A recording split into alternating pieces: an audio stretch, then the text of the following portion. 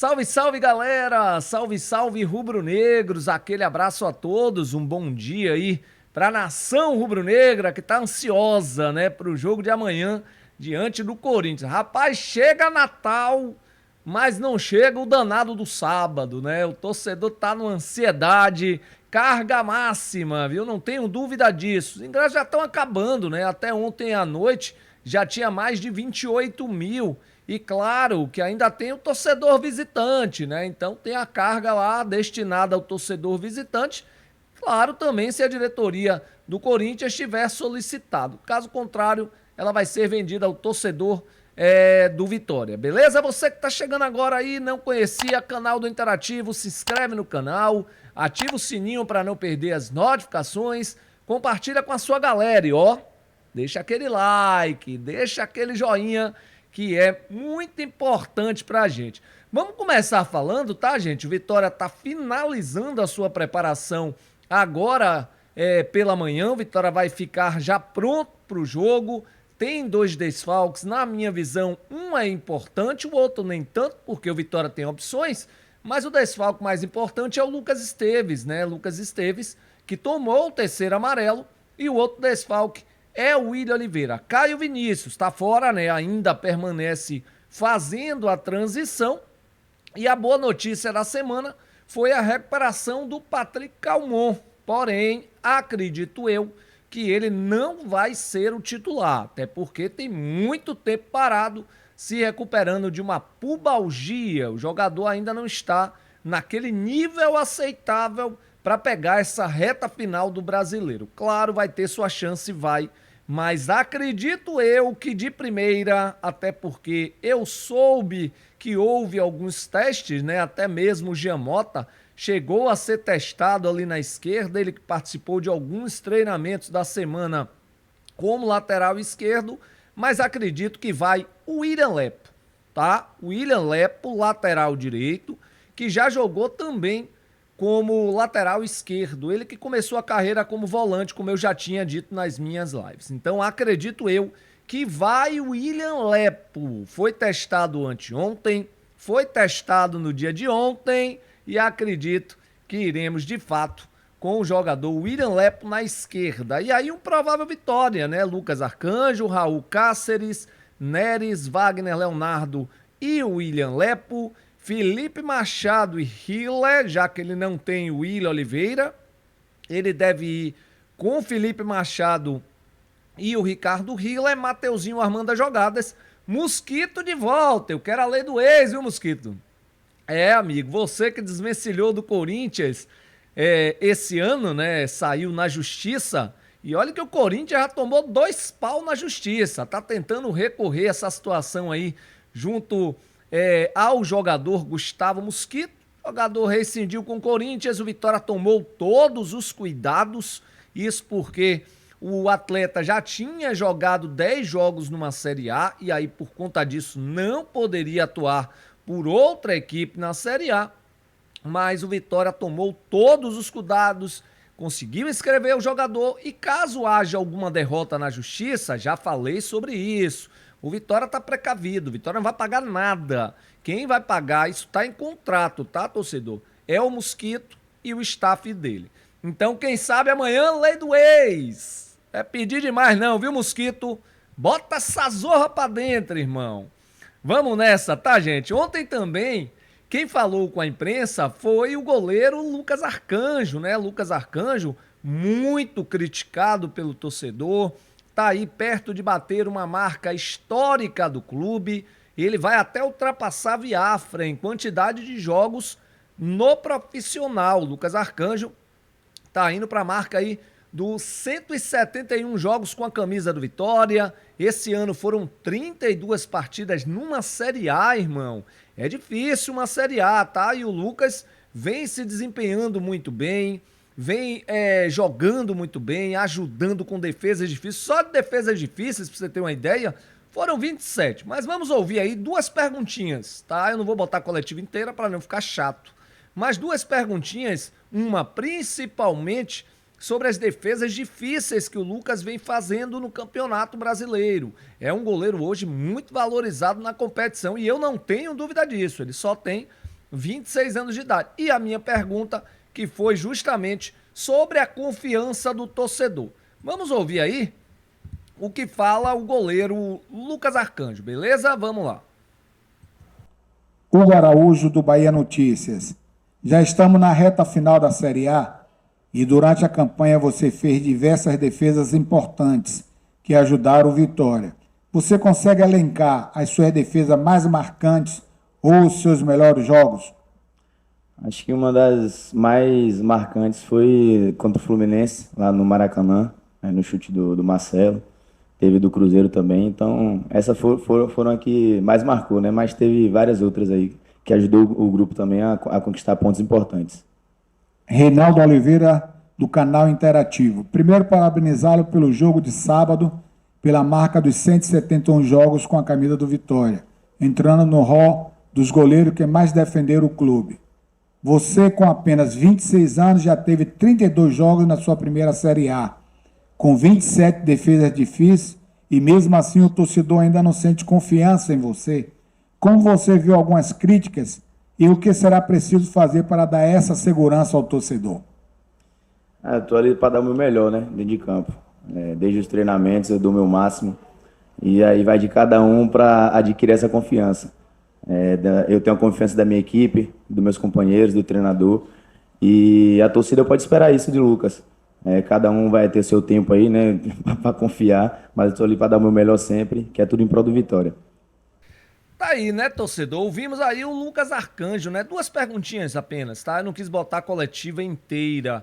E é um goleiro que vem ajudando bastante. Ele citou aí que as defesas mais difíceis foi a do chute do Marcelo lá no Maracanã contra a equipe do Fluminense, onde o Vitória venceu por 1-0 o gol do Janderson. Naquele mesmo jogo ele fez uma outra defesa difícil. Na minha visão foi do Cano, que pegou de bate-pronto, pegou meio que de virada ali. Teve o chute do Keno também. Enfim, é o Lucas ajudando bastante. A defesa contra o Cruzeiro, irmão, do chute do Matheus Henrique, sensacional. Eu acho até que uma das defesas mais difíceis do campeonato brasileiro da Série A, né? Vamos dando sequência aqui, até porque tem muita coisa a se falar, né?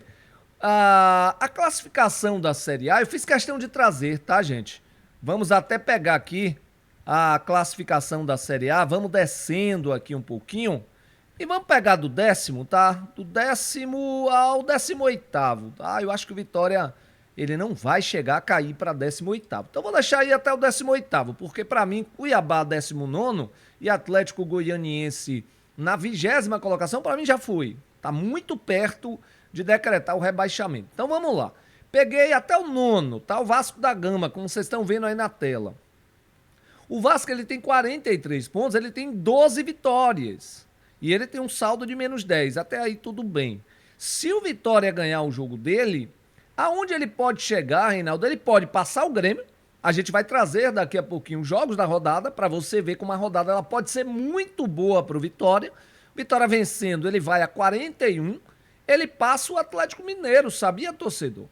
Tudo bem que o Atlético não vai jogar nesta rodada, só vai jogar no dia 13, mas a gente vai trazer aí o adversário do Atlético Mineiro. Se o Atlético tropeçar, o Vitória pode passar ele.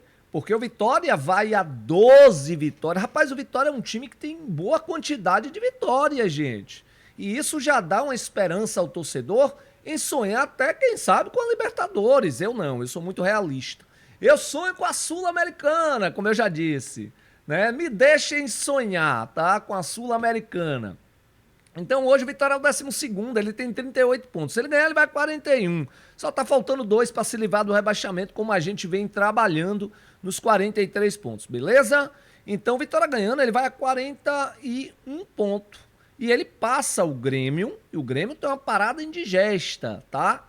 E ele passa também o Atlético Mineiro, porque ele indo a 41, o Atlético tem 10 vitórias, o Vitória vai a 12 vitórias. Então é importantíssimo. Em caso de derrota, o Criciúma pode passar o Vitória, o Fluminense pode passar o Vitória e o Corinthians, necessariamente, ganhando, passa o Vitória, né? Então o máximo que o Vitória pode cair aí é até a 15ª colocação.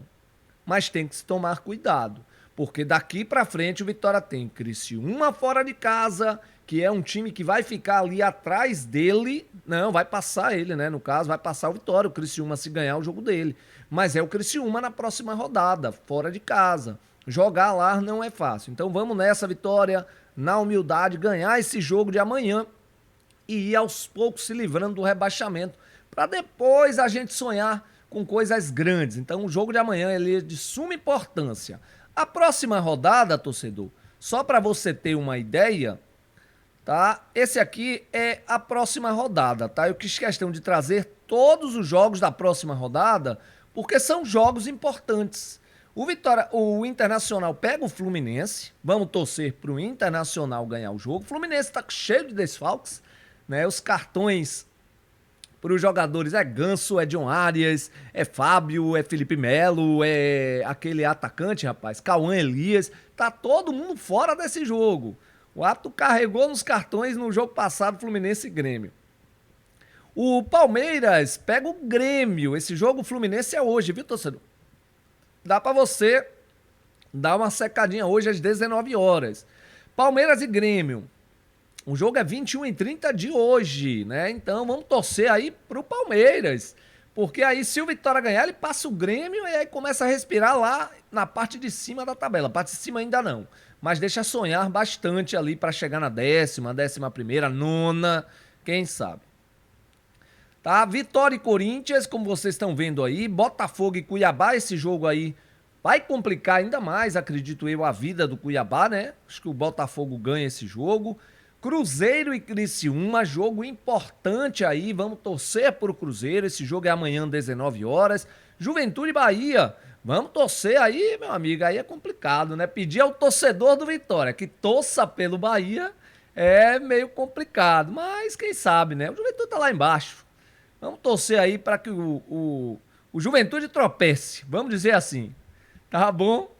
Fortaleza e Vasco, esse aí não interessa pra gente, né? Pelo menos pra mim não. Atlético de Goiás e Bragantino. Vamos torcer que o Atlético de Goiás faça uma gracinha, né? Já fez uma gracinha agora essa semana contra o Atlético Mineiro. Por que não pode fazer contra o Bragantino jogando em casa? Pode. São Paulo e Atlético do Paraná, jogo importante aí, ó. O São Paulo jogando amanhã às 21 horas contra o Atlético Paranaense. Vamos torcer pro São Paulo. Flamengo e Atlético Mineiro, esse jogo na quarta-feira. Também não interessa a gente não, tá bom? Interessa naquele sentido, né, de a gente passar o Atlético Mineiro. E olha que o Atlético Mineiro joga no domingo contra o Flamengo, né, que é a segunda partida da decisão da Copa do Brasil. Primeiro jogo 2-1 Flamengo, e agora o Atlético tem que reverter. E na quarta-feira o Flamengo joga novamente no Maracanã contra o Atlético Mineiro. Overdose Atlético Mineiro, né? Essa é toda a rodada 33, que é a rodada que vai se iniciar hoje com Internacional e Fluminense, Palmeiras e Grêmio.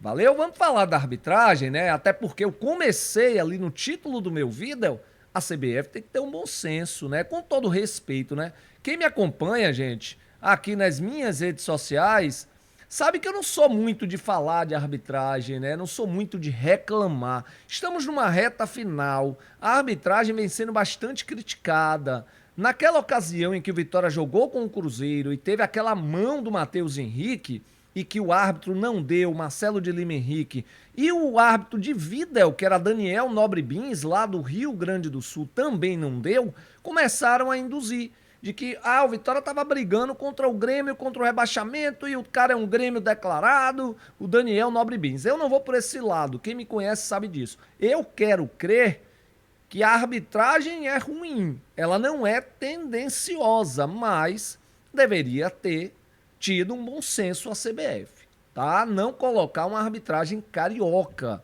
O Vitória tá brigando contra o Fluminense na briga do rebaixamento ainda, então deveria ter tido um bom senso aí a CBF, beleza? O árbitro será o Bruno Arleu de Araújo, ele que é FIFA lá do Rio de Janeiro. O assistente 1 é o Rodrigo Figueiredo Henrique Correia, também é FIFA lá do Rio de Janeiro.